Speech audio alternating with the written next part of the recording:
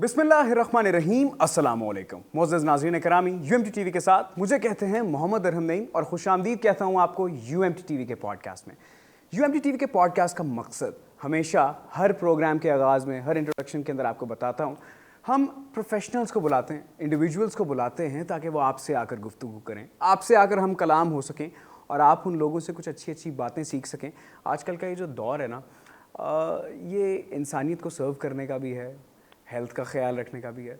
तो हमने सोचा क्यों ना एक ज़बरदस्त से गेस्ट को बुलाया जाए आज के इस प्रोग्राम के अंदर, इस प्लेटफॉर्म के ऊपर यूएमटी टीवी की, उनसे कुछ बातचीत की जाए वेरियस चीज़ों के मुतालिक। मेरे साथ आज मौजूद हैं डॉक्टर AR माडा, जो कि बेसिकली केयर गिवर अलायंस के फाउंडर हैं, जो कि एक NGO है, इसके साथ साथ एक हेल्थ प्रोफेशनल है बेसिकली।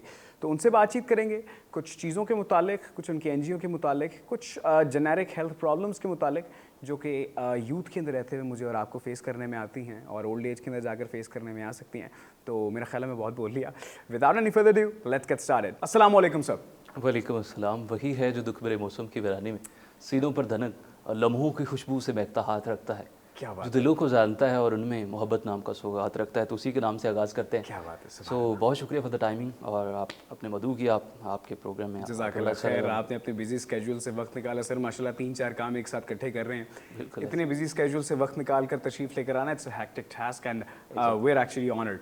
एग्जैक्टली सर, बहुत शुक्रिया।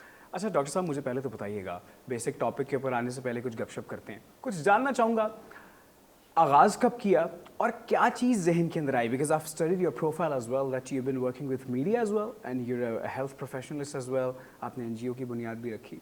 इतनी सारी चीज़ें माइंड के अंदर गर्दिश कर रही थी, तो किस तरह टैकल किया इन सारी चीज़ों को?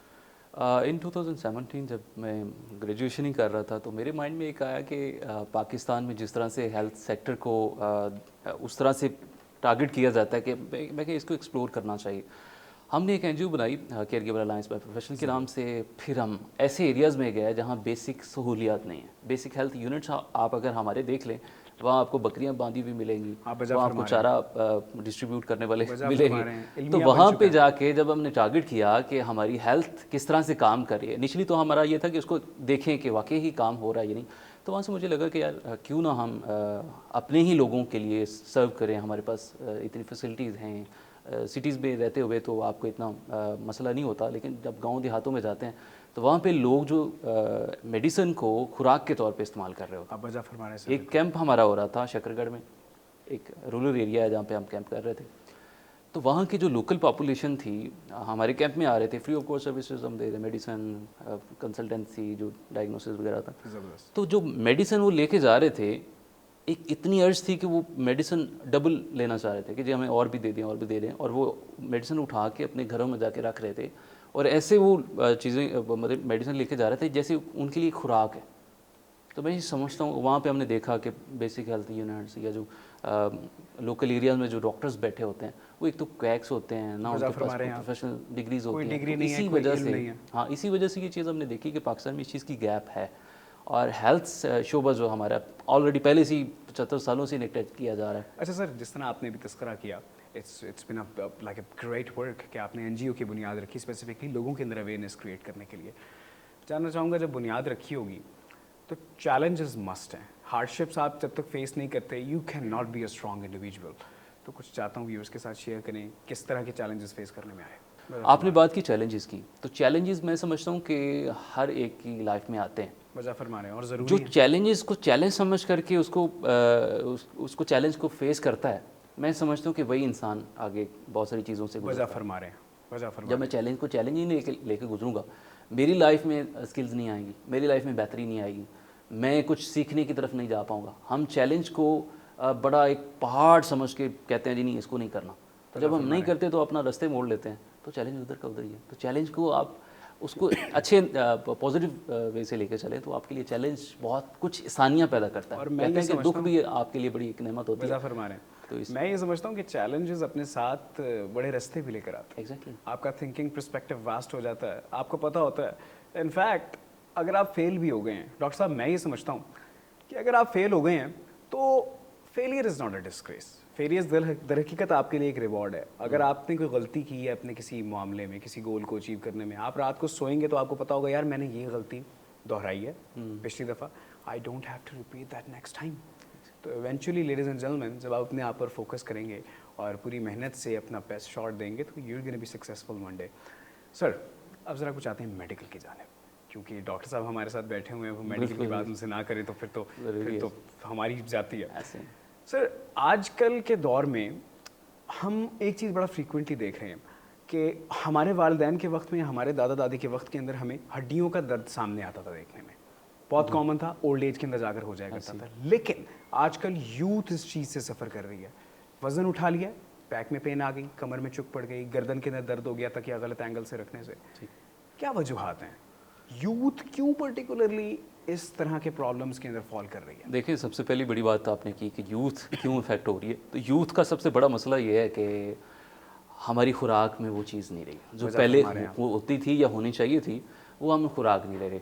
आजकल यूथ किसकी तरफ जा रही है? आप देख लें कि बर्गर खा रहे हैं, पिज़्ज़ा खा रहे हैं या और चीज़ों की तरफ जा रहे हैं. तो आपको जो बॉडी की रिक्वायरमेंट है वो आप पूरी नहीं कर रहे होते. बॉडी को चाहिए न्यूट्रिएंट्स, बॉडी को पोटेशियम भी चाहिए, बॉडी को कैल्शियम भी चाहिए, बॉडी को और जो रिक्वायर्ड विटामिन्स हैं वो चाहिए. जब आप विटामिन्स नहीं मिलेंगे तो मसल वीक होना शुरू हो जाएंगे. मसल वीक होंगे तो आपकी और भी मसाइल बढ़ना शुरू हो जाएंगे. आपकी बोन जो मिनरल डेंसिटी है वो कम होना शुरू हो जाएगी, तो ही बोन वीक होना शुरू हो जाएंगी. फिर आपने कहा जी पिलोज़ जब आप रखते हैं तो पिलोज़ वो एक बॉडी पोस्चर में आ जाता है कि आपके अगर ऑफिस में काम कर रहे हैं तो आपके ऑफिस एर्गोनॉमिक्स किस तरह के होने चाहिए, आपने अपनी बॉडी पोस्चर का किस तरह से ख्याल करना है. प्रोलॉन्ग सिटिंग जो ज़्यादातर बैठने वाले लोग हैं या जिनका स्क्रीन ज़्यादा यूज़ है तो वो ज़्यादा देर बैठे रहते हैं. बैठे रहने की वजह से मसाइल बढ़ते हैं क्योंकि पट्ठे वीक हैं. पट्ठे वीक होने की वजह से आपको उस तरह से सपोर्ट नहीं कर पा रहे होते. तो बहुत सारे मसाइल हैं जो अभी आजकल की यूथ में हैं.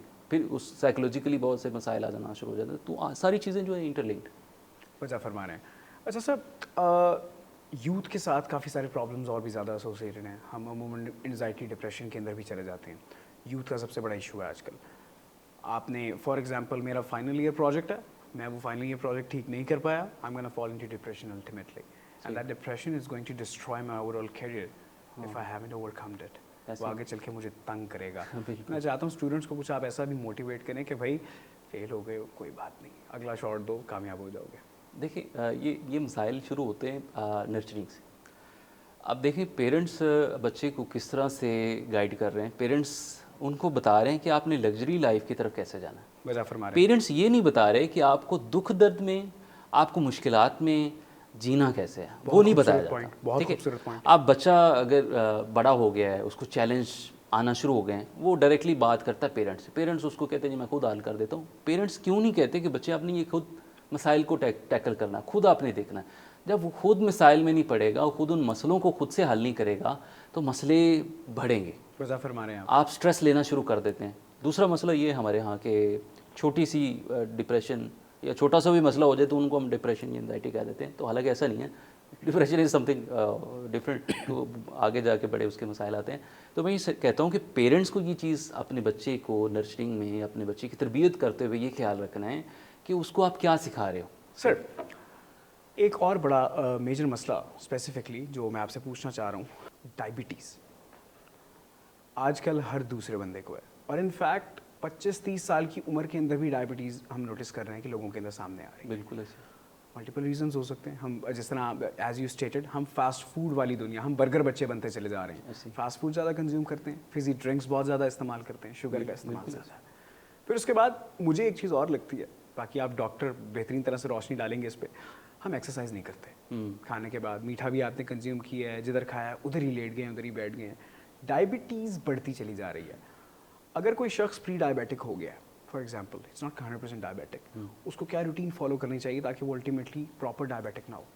देखिए, डायबिटीज़ की दो से तीन वजूहात हैं. एक तो आपके जो हेरिडिटरी है, आपके जो पेरेंट्स से आप आ रही होती फैमिली ट्री से जो चीज़. दूसरा ये कि आपकी सेडेंटरी लाइफस्टाइल है. हमारे यहाँ लाइफ को उस तरह से नहीं गुजारा जाता जिस तरह से गुजारना चाहिए. एक्सरसाइज नहीं है हमारी लाइफ में. हमारी लाइफ में वो पैटर्न्स नहीं हैं जिसको हम फॉलो करके अपनी लाइफ को बैलेंस कर सकें. फ़िज़िकल एक्टिविटी वाहिद हल है कि आप अपनी रूटीन को सेट रखें और आपकी लाइफ में कभी भी ये जो डायबिटीज़ या प्री डायबिटिक अगर हैं तो इस रूटीन को फॉलो करते हुए आप खुद को बचा सकते हैं. पिछले दिनों में मैं कोर्स ही कर रहा हूँ डायबिटीज़ के हवाले से, तो इंटरनेशनल स्टैंडर्ड्स बता रहे थे कि पाकिस्तान या ऐसे लो इनकम कंट्रीज़ जहाँ पे डायबिटीज़ की अभी जो रेशो बढ़ रही है وہ آگے الارمنگ سچویشن ہونے جا رہی ہے. اور پاکستان ابھی یہ پچھلے دنوں ڈکلیئر کر دیا گیا کہ نمبر 1 پہ ہے ڈائبٹیز میں. جی اللہ اکبر. نمبر 1 پہ پاکستان آ چکا ہے ڈائبٹیز میں, جہاں پہ ہر جو ہے وہ تیسرا بندہ فرد جو ہے وہ ڈائبٹیز کا شکار ہے. اور خاموش قاتل کہا جاتا ہے اس کو. بالکل. جیسے اب ڈائبٹیز کا مسئلہ ہے تو آپ کو کڈنی کے مسائل ہونا شروع ہو جائیں گے. ڈائبٹیز ہے تو آپ کے باڈی کے جو دوسرے سسٹم ہے وہ افیکٹ ہونا شروع, آپ کا لیور ہو سکتا ہے, آپ کا جو ہارٹ فیلئر ہو سکتا ہے, بلڈ پریشر جو ہے وہ ہو سکتا ہے. تو یہ 2-4 چیزیں جو انٹر لنکڈ ہیں جس کو ہم اگنور ہی کرتے آ رہے ہیں. اب دیکھیں پاکستان میں ہر گھر میں کوئی نہ کوئی فرد جو ڈائبٹیز یا جو ہائپر ٹینشن کا شکار ہے. ایک سوال اور میرے ذہن کے اندر گردش کر رہا ہے, وہ یہ کر رہا ہے, یو اے سوشل ایکٹیوسٹ, ماشاء اللہ سوشلی کام کرتے ہیں, لوگوں کی خدمت کرتے ہیں. سب سے بڑی بات, سب سے اس چیز کے لیے تو سب سے پہلے آپ کو سیلیوٹ, بیکاز ایسے لوگ بہت کم ہیں ہمارے پاس معاشرے کے اندر جو لوگوں کے لیے کام کر رہے ہیں. سر جب لوگوں کو اویئرنیس دینے کے لیے نکلتے ہوں گے تو ظاہر سی بات ہے بہت سارے لوگ ایسے بھی ملتے ہوں گے جو آپ کی بات کو ماننے سے انکار کرتے ہیں. ایسی آپ کو سمجھانا پڑتا ہے ان کو. بعض اوقات لوگ ایسے بھی ہوتے ہوں گے لڑ پڑتے ہوں گے. جاننا چاہوں گا کیا آپ کا سٹانس ہوتا ہے ان لوگوں کے ساتھ, اور ان کو راہ راست ہی ہے یہ بیسیکلی کہ آپ سیدھے راستے پر آ جائیں بھائی اپنی ذات کے لیے, بالکل راہ راست پر لانے کے لیے کیا کرتے ہیں؟ دیکھیں جو اویئرنیس کا جو مسئلہ ہے, it is one of the biggest challenge in Pakistan. It is nowadays especially. اگر سوشلی دیکھیں, ہیلتھ کے شعبے میں دیکھیں تو یہ اور بڑا مسئلہ بنتا جا رہا ہے. لوگ اس کو اس طرح سے سیریس نہیں لیتے. بالکل بالکل. پاکستان میں بیماریوں کو سیریس نہیں لیا جاتا جتنا دوسری اور چیزوں کو ہم غیر ضروری سمجھتے ہوئے اس کو سیریس لے لیتے ہیں. تو اسی وجہ سے ہیلتھ کا شعبہ جو پیچھے ہے, اس کے لیے بجٹ بھی ہمیں چاہیے. گورنمنٹ کے جو ادارے اس پہ کام کر رہے ہیں ان کو بھی اس طرف دیکھنا چاہیے کہ آیا کہ اس پہ کام کی ضرورت ہے اور کرنا بھی چاہیے. دوسری آپ نے بات کی کہ اس کو کیسے ٹھیک کر سکتے ہیں. میں یہ سمجھتا ہوں کہ پاکستان میں ابھی جو اور مسائل ہیں وہ ٹھیک ہو جائیں تو بہتر ہے. یہ مسئلہ ٹھیک ہوتا ہوا نظر نہیں آتا. اگلے 20-25 سال تک پاکستان میں یہ صحت کا مسئلہ اور یہ جو اویئرنیس ہے, آگاہی ہے, یہ ایک بہت بڑا مسئلہ ہے. اس کو حل کرنا بڑا مشکل ہے. سر کیا وجہ آپ کو نظر آتی ہے؟ آگاہی نہ ہونے کی مین ریزن کیا ہے؟ کیا آیا کہ ہمارے جو انڈر ڈیولپڈ کنٹریز ہیں, ایکچولی انڈر ڈیولپڈ ایریاز ہیں, وہاں پر ہمارے پاس انسٹیٹیوشنز نہیں ہیں, یا وہاں پر ایکٹیوسٹ کم رجوع کرتے ہیں؟ کیا مین وجہ ہو سکتی ہے؟ دیکھیں مین روٹ کاز اس کا دیکھ لیں, ایجوکیشن نہیں ہے. تو جس معاشرے میں یا جس ملک میں ایجوکیشن ہی نہیں, اس قوم نے خود کو کیسے بہتر کرنا. تو صحت جو ہے وہ ایک بنیادی جو کسی بھی قوم کا جو ترقی کا راز ہے. اگر صحت ہے تو ترقی ہو سکتی ہے. تو اس حوالے سے میں یہ سمجھتا ہوں کہ گورنمنٹ کو آگے آنا چاہیے, انیشیٹو لینا چاہیے. یا جو ابھی کووڈ آپ نے دیکھا, پھر وائرل انفیکشنز آپ نے دیکھے, کچھ دنوں میں لوگ اس کو سیریس لیتے ہیں اور پھر اس کے بعد اس کو نیچے دبا دیا جائے, اس کو سیریس ہی نہیں لیا جاتا. وجہ فرما رہے ہیں آپ. تو یہ جب تک اویئرنیس کی طرف نہیں جائیں گے, ایجوکیشن نہیں آئے گی پاکستان میں, اس طرح سے اس آگاہی کو ہم بہتر طریقے سے نہیں لے کے چل سکتے. بہت بہت شکریہ آپ کا, آپ یہاں پہ تشریف لے کر آئے. جزاک اللہ خیر. معزز ناظرین کرامی, ڈاکٹر صاحب ہمارے ساتھ موجود تھے. کیا زبردست باتیں انہوں نے آپ کے ساتھ کی ہیں. دیکھیں اویئرنیس بہت زیادہ امپورٹنٹ ہے. آپ کو اپنے جسم کے متعلق آگاہ ہونا بہت زیادہ ضروری ہے. اگر ایک ہیلدی اور اچھی لائف سٹائل گزارنا چاہتے ہیں, آپ اسٹوڈنٹ ہیں, صحت مند نہیں ہیں, اپنے جسم کے ساتھ سنسیئر نہیں ہیں, تو آگے چل کے بھائی کیسے پرسیو کریں گے اپنا کیریئر. اور جہاں تک کہ بات ہے, محترم نے فرمایا کہ سوشل ایکٹیوسٹ ہیں, این جی اوز کے لیے کام کر رہے ہیں, میں آپ کو بھی سجیسٹ کروں گا کہ اپنے آپ کو اس طرح کی ایکٹیویٹیز کے اندر انرول کریں جو کہ سوشلی لوگوں کو ہیلپ کریں, کیونکہ آپ سب کے اندر سب سے افضل ترین اور بہترین وہ ہے جو اللہ تعالیٰ کی مخلوق سے محبت کرتا ہے. تو ڈھیر ساری دعاؤں کے ساتھ اپنا بہت سارا خیال رکھے گا. اپنے میزبان محمد ارحم نعیم کو دیجیے اجازت. اللہ نگہبان.